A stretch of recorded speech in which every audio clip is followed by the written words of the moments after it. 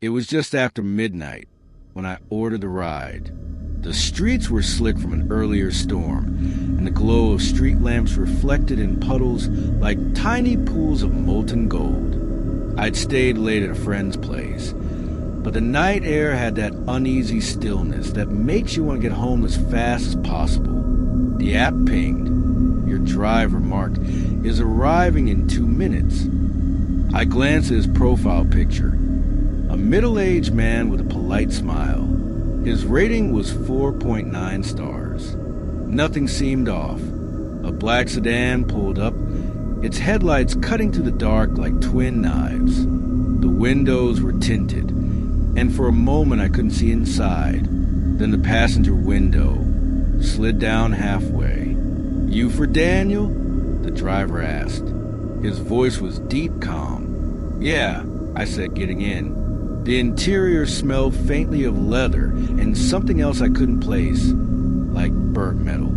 The dashboard lights glowed dimly, casting his face in eerie shadows. "Long night?" he asked, pulling away from the curb. "Yeah, just a late hangout," I replied, trying to sound casual. The city blurred past as we drove. At first, everything seemed normal, but after a few minutes, I realized he wasn't taking the usual route. "Hey, I think you missed a turn," I said, leaning forward. Mark didn't answer. His eyes were locked on the road, his expression blank. Did you hear me?" I tried again, forcing a laugh. Still nothing. I checked the app. It showed we were off the route entirely, heading toward an industrial area near the river. My chest tightened. "Can you just take me home?" I said, my voice firmer now. He finally spoke. "Almost there." "Almost where?" I stared at his hands gripping the steering wheel. Pale knuckles, veins bulging slightly. There was something unsettling about the way he drove, like he wasn't just going somewhere, but taking me somewhere. I reached for my phone, planning to share my location with a friend, but the screen went black, dead. It had been at 60% just minutes ago. "Did you just do something to my phone?" I asked, panic creeping in. He glanced at me in the rear-view mirror. His eyes looked wrong, empty, like there was no one behind them. "You're not supposed to be here," he said softly. My breath caught. The car turned onto a deserted road, lined with warehouses. No lights, no people, only the hum of the engine and my pounding heartbeat. I reached for the door handle. Locked. I tried the other side, locked too. "What do you want?" I asked, my voice trembling. He didn't answer. Instead, he reached down and turned off the car's headlights. Now the world outside was pitch black. The car rolled to a stop. "End of the line," he whispered. I fumbled frantically with the locks, slamming my shoulder into the door. It didn't budge. Then silence. He wasn't moving, just staring ahead. I slowly reached forward to grab his shoulder, hoping to shake him out of whatever this was. Suddenly, his head twisted toward me, too fast, too sharp, like his neck wasn't built to move that way. "You shouldn't have gotten in." The world tilted as he lunged. I scrambled backward, kicking at him. My heel struck his chin, and he let out a guttural sound, half human, half something else. I spotted the lock on the door and yanked it up. The door finally clicked open. I threw myself out into the wet gravel, scraping my hands and knees, and bolted. Behind me, the car door slammed. "Daniel," his voice echoed in the dark. "You can't leave yet." I sprinted blindly, the sound of his footsteps crunching closer and closer. There was nowhere to hide, only rows of abandoned warehouses. My lungs burned as I rounded a corner, desperate for any kind of shelter. That's when I saw it. A faint light flickering in one of the buildings. The door was slightly ajar. I dove inside, slamming it shut behind me. The space was empty except for rusted machinery and shattered glass on the floor. I crouched low, trying to steady my breathing. For a moment, there was nothing but silence. Then tap, tap, tap. Footsteps outside the door. The handle rattled. "Daniel," he hissed, voice closer now. "You were the last one tonight." My stomach dropped. I looked around for anything I could use as a weapon. My eyes landed on a long metal pipe. I grabbed it, holding it tight, trying to ignore the shaking in my hands. The door creaked open slowly. Mark stepped inside, his face eerily calm, like this was routine. "You should have just stayed in the car," he murmured. He stepped closer. I swung the pipe wildly, catching his arm. He didn't even flinch. Instead, he smiled, a wide, unnatural grin that stretched too far. "Now it's your turn." I ran, through a back exit, out into the night. My legs screamed. My lungs felt like fire, but I didn't stop until I reached a lit street where cars occasionally passed. I waved frantically, screaming for help. A passing driver slowed, rolled down their window, but when I turned to look behind me, Mark was gone.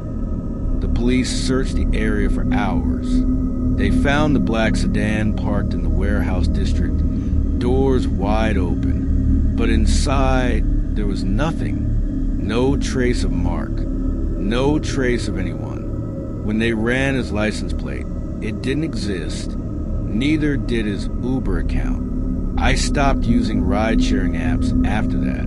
But sometimes when I walk home at night, I swear I see a black sedan trailing just a little too far behind. I've been driving for Uber for about 2 years now. Most nights are routine, pick up, drop off, repeat.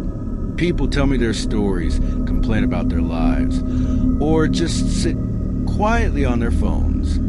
I've seen everything. Drunk college kids, couples arguing, even the occasional celebrity trying to stay low-key. But that night was different. That night, I met him. It was just past midnight on a Tuesday, usually a dead night for rides. I was parked near a gas station, scrolling through my phone when I got the ping. James, 2.3 miles away. The pickup location was an empty street on the far edge of town, right where the neighborhoods start thinning out and turn into forest. I hesitated. The map pin was in a weird spot. No houses, no businesses. Just a stretch of road I didn't recognize. But I've been complaining to myself about how slow the night was. So I accepted. As I drove toward the location, the roads grew darker. Fewer streetlights, more trees pressing in on either side. When I finally arrived, the street was completely deserted except for a single man standing perfectly still under a flickering light. He was tall, wearing a long dark coat that brushed his knees. A wide brim had shadowed most of his face. He didn't move until I pulled up right next to him. "Evening," I said as he opened the back door. He slid in without answering. A cold draft swept through the car, even though the night wasn't that chilly. The trip details popped up on my screen, and my stomach sank. Destination unknown. That had never happened to me before. Normally, I see the drop-off point immediately. Maybe it was a glitch. James, where are you headed?" I asked. He leaned forward just enough for me to see his pale lips curve into a faint smile. "Drive. I'll tell you when to turn." His voice was low and deliberate, like each word had been chosen carefully. Every instinct told me to cancel the ride, but something about his presence, like an invisible weight, kept me from arguing. I shifted into drive and pulled away. We drove in silence for a long time.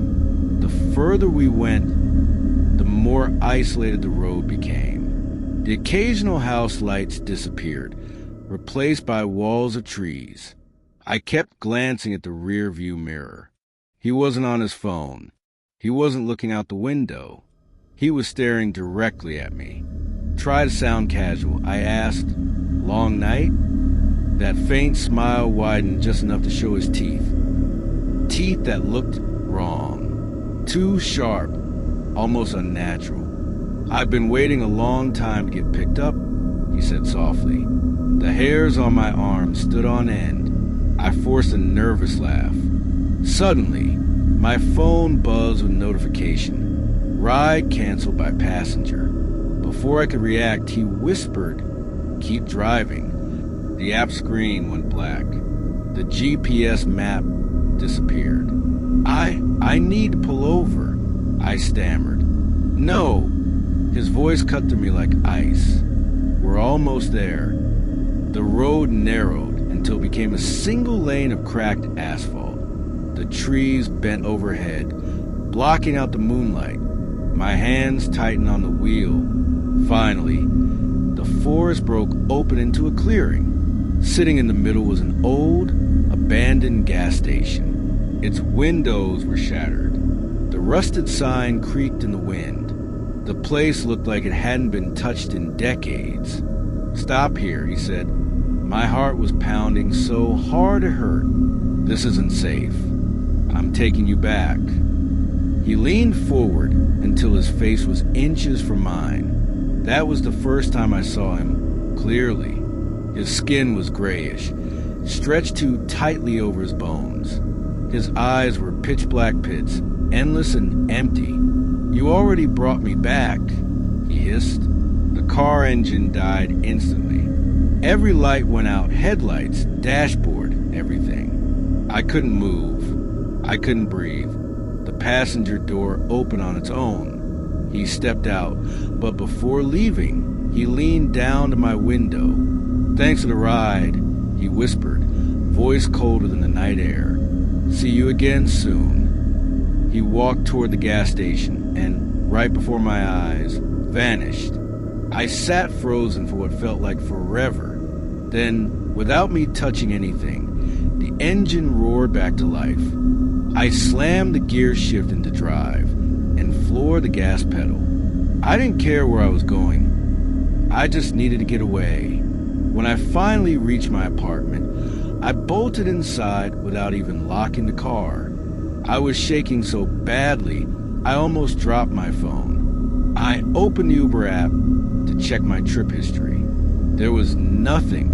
No James. No fare, like the ride had never happened. But then, on my passenger rating screen, I noticed a new review. "Great driver. I'll be back for another ride soon." I stared at the screen until my vision blurred. That was 3 nights ago. And tonight, I just got another ping. The name on the screen? James.